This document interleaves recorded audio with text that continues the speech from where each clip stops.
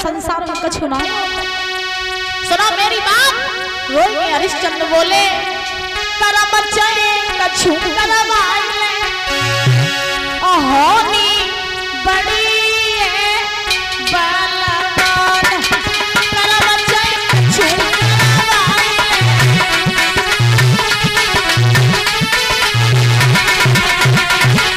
सुनो तारा, तुम्हें नहीं मालूम है एक दिन अर्जुन पे टूटी, एक दिन गोपिका भिड़न में लूटी, गोपिका लूटी। एक बार सब झूठे पड़ी है, बार सब झूठे पड़ी है होनी बड़ी है बलवान करम चले कछु करवाइले कछु करवाइले होनी बड़ी है बलवान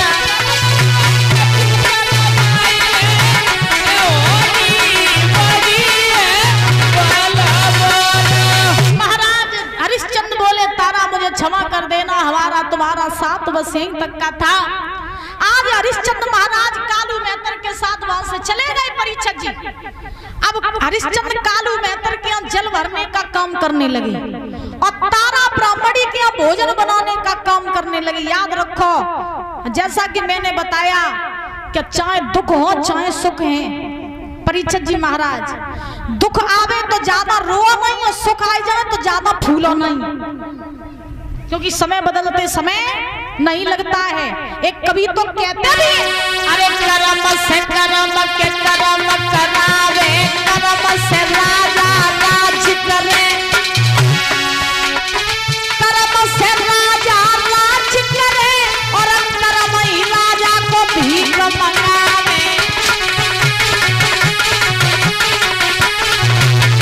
सुनो, एक दिन राजा हरिश्चंद्र ने और राज्य कियो मन माना, एक दिन राजा हरिश्चंद्र ने मारो मेहतर हरम पानी।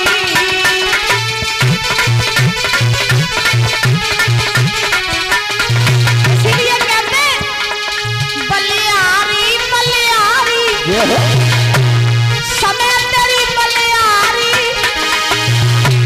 राजा से हुई है भिखारी समय तेरी बलियारी।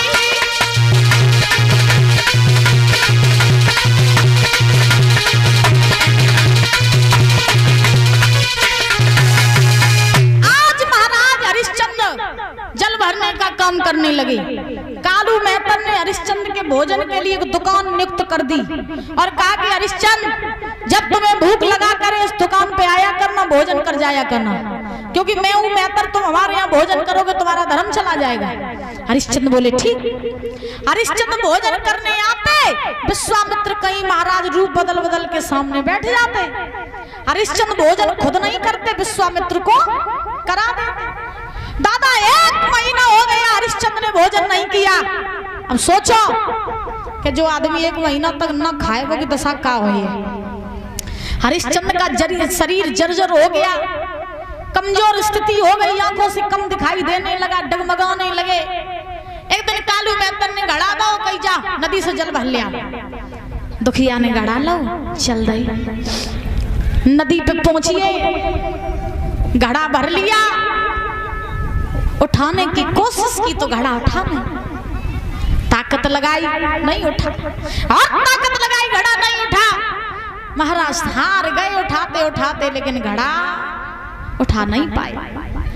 जब घड़ा नहीं उठा पाए तो हरिश्चंद्र हुई बैठिए, रोन लगे, परमात्मा से प्रार्थना करने लगे, नाथ का ऐसे को भेज दो जो मेरो जो घड़ा उठवाए दे, अगर मुझे को देरी हुई मेरो मालिक बहुत चिल्लाए हम पे। दुखिया रोए रहे बैठे बैठे। तब तक क्या हुआ कि बाई नदी पे महाराज तारा आए जल भरवे काजे। बड़े ध्यान से सुनना, तारा आई जल भरवे काजे। हरिश्चंद्र ने तारा को देखो, तारा ने हरिश्चंद्र को देखो। तारा बोली तुम्हें क्या कर रहे महाराज? बोले हम जल भरने आए थे। तुम क्या कर रही? बोले हम जल भरन आए। हरिश्चंद्र बोले अच्छा हुआ तुम आ गई। अरे मेरा घड़ा उठवा दो रानी, मैंने 1 महीने तक भोजन नहीं किया, मेरे शरीर में शक्ति नहीं है, मैंने सारो दे दे, मुझे सारो दे दे, मेरी मदद कर दे। तारा से जो जा बात कही, तारा बोली अकल ठिकाने है कि नहीं है? तुम अकल ठिकाने है, बुद्धि ठीक है? बोले क्यों? तारा बोली अरे तुम ये कह रहे हो कि तुम्हारा घड़ा उठवा दे, तुम्हारा, तुम्हें नहीं मालूम है? तुम जो घड़ा भर रहे हो वो मेहतर के यहाँ का, और हम जो घड़ा भर रहे हैं वो ब्राह्मणी के यहाँ का है। तुम्हारा घड़ा उठवाने की तो छोड़ो, हम तो तुम्हारा घड़ा छू भी नहीं सकते। तुम्हारा घड़ा हम छू लेंगे तो हमारा धर्म चला जाएगा। है जो जवाब तारा ने कही, हरिश्चंद्र को ऐसा लगा पैरों तले जमीन खिसक गई हो। हरिश्चंद्र ने कही वाह रानी तारा, क्या तुम मेरी वही तारा हो जो एक दिन तुम मेरे धर्म के पीछे बिक गई थी और आज तुम धर्म में फंस गई? मेरी मदद कर दो तारा, मेरे घड़ा उठवाए दो। तारा बोली चाहिए नहीं, लेकिन अकल बताए देंगे, अकल बता देंगे। अकल कैसी? सुनो मेरी बात। और तारा समझाई के बोलिए महाराज कि स्वामी देवे और अकल बताई, सुना, और जल में घुसे घड़ा उठाई स्वामी देवे।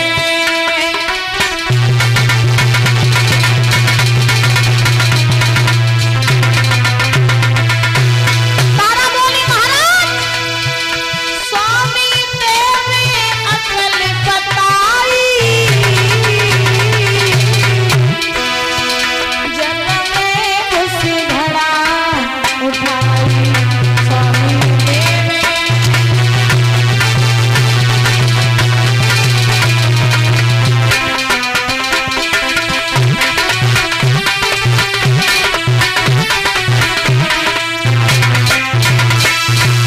तारा बोली हम आपको अकल बता रहे हैं, गहरे जल में घुस जाओ, जब जल की लहरें तुम्हारी तरफ आएंगी तो अपने आप घड़ा तुम्हारे सर पे आ जाएगा, लेकिन हम उठवाएंगे नहीं, छुएंगे नहीं।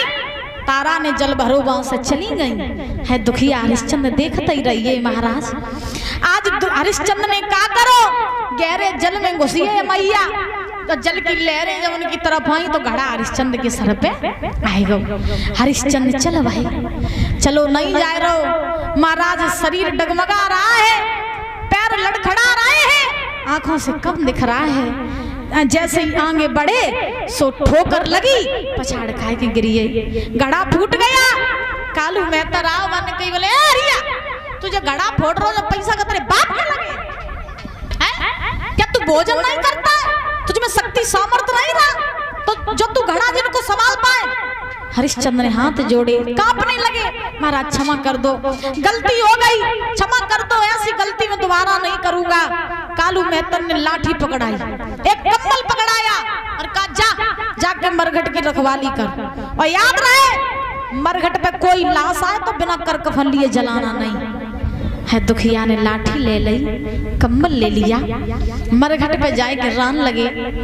एक कवि कहते हैं कभी सर्दी कभी गर्मी ये कुदरत के नजारे होते हैं, कभी सर्दी कभी गर्मी ये कुदरत के नजारे होते हैं, और कभी कभी प्यासे वो भी रह जाते हैं जो दरिया के किनारे करते थे न्याय जो जज बनकर, करते थे न्याय जो जज बनकर, भाई कटघरे में खड़े देखे, और करते थे इलाज जो डॉक्टर बनकर भाई हॉस्पिटल में पड़े देखे। समय बहुत बलवान होता है, सदा दिन कभी किसी के एक से नहीं होते। लिखा सदा दिन एक से किसी के न गुजरते देखे, इंसान दुनिया में चढ़ते उतरते देखे।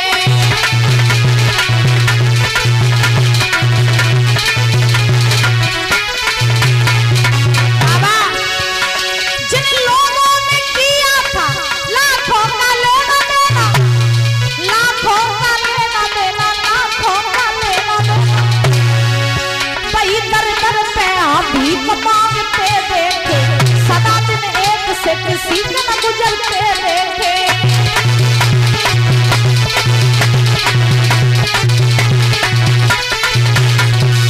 आज महाराज हरिश्चंद्र मरघट पे जाएंगे, मरघटी परीक्षित जी महाराज सुखदेव जी समझा रहे हैं राजन परीक्षित, हरिश्चंद्र तो मरघट की रखवाली कर रहे हो, इधर तारा ब्राह्मणी के यहाँ भोजन बनाने का काम कर रही है।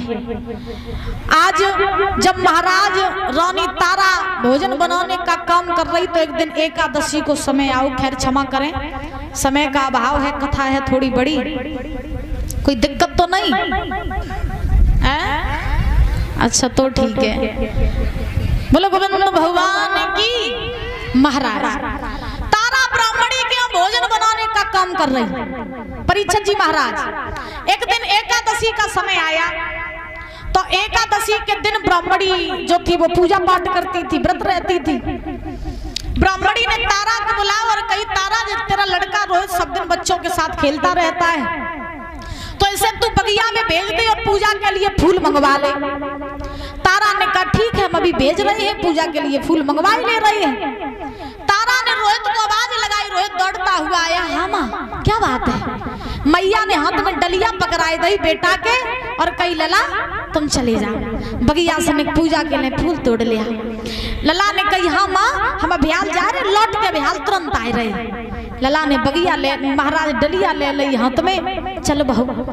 ये नहीं जानता था कि हम जा रहे हैं तो लौट के नहीं आएंगे, चल दिया रोहित।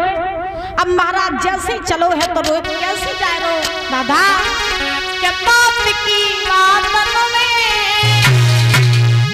डलिया हाथन में चलो है तुम्हारे रोहिदास।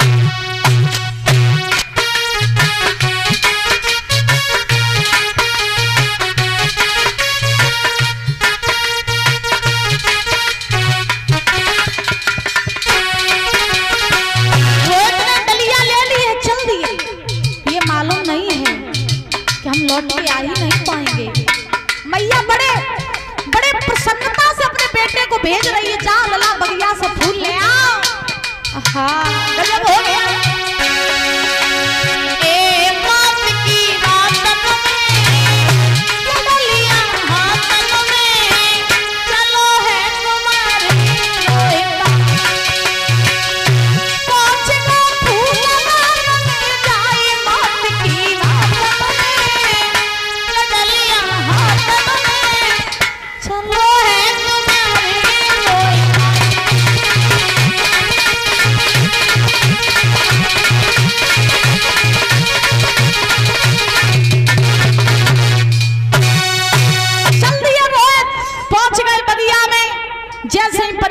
बगिया में पहुंचे तो फूल तोड़ने लगे, अब फूलों को तोड़ के डलिया में रखने लगे। विश्वामित्र को तसल्ली नहीं भाई, सांप को रूप बनाओ, फूल में जाके छिपी आई। लला ने जो फूल तोड़वे के लिए हाथ बढ़ाओ महाराज, सो विश्वामित्र ने उंगली में डस लिया। जैसे ही उंगली में डसो रोहित के, सो लला के हाथ से डलिया छूट गई, फूल महाराज बिखर गए। रोहित भाई माँ माँ कहता हुआ बगिया पछाड़ खा के गिर पड़ा। और जैसे दुखिया पछाड़ खाए के गिरो, बगिया में कोई ऐसा नहीं है जो लला को उठाए के कोई वैद्य के पास पहुंचाए दे दे। महाराज रो रहा है, माँ माँ कहते आवाज लगा रहा है, माँ मुझे बचाओ, माँ मुझे बचाओ। इंसान के ऊपर जब दुख आता है ना, सबसे पहले वो अपनी माँ को ही बुलाता है। याद रखो, फिर चाहे वो बच्चा हो चाहे वो बूढ़ा हो, सबसे पहले इंसान के ऊपर दुख आते तो वो अपनी माँ को बुलाता है, क्योंकि माँ और बच्चे का रिश्ता बड़ा महाराज पवित्र होता है। ये अनोखा ही नाता होता है माँ का और बच्चों का। रोहित पछाड़ खा के गिर पड़े, माँ माँ कह के चिल्ला रहे हैं, कोई वक्त सुनने वालों ना है। विश्वामित्र ने आके काशी में आवाज लगाई, काशी के लोगों, बगिया में किसी का लड़का फूल लेने के लिए गया था, उसे किसी काले सर्प ने खा लिया। जिस किसी माँ का लाल हो वो माँ चली जा बगिया से अपने लला को ले आए। आवाज लगाई विश्वामित्र ने तो क्या बोले कि काशी के लोगों बात सुनो, और एक लला बाग में आयो है, और मैया मैया चिल्लाई रहो, बैकारे नाम ने खायो है।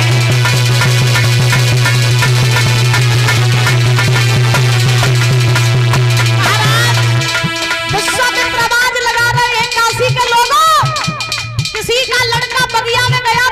लेने, उसे काले सर्प ने खा लिया। जिस किसी माँ का लाल हो मत चली जा, अपने लला को ले आना, वो मर जाएगा। ऐसा ही नहीं।